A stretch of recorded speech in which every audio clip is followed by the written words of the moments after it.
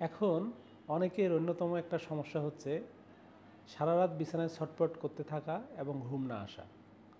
যাদের সারা রাত বিছানায় ছটফট করতে করতে ঘুম আসে না, তাদের জন্য ছোট্ট একটা পরামর্শ।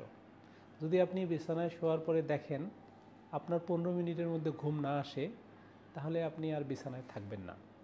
কারণ বিছানায় শুয়ে থাকলে বিছানা আর ঘুমের মধ্যে একটা সংযোগ তৈরি হয়, শরীরের ক্লান্তি চলে যায়, তখন আর ঘুম আসে না এবং অস্থির ছটপট বাড়তে থাকে।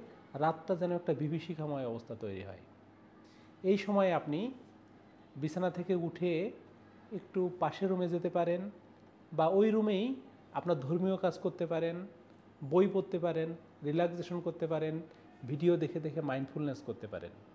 ঘুমানোর মতো অবস্থা তৈরি হলে আবার বিছানায় ঘুমাতে যাবেন।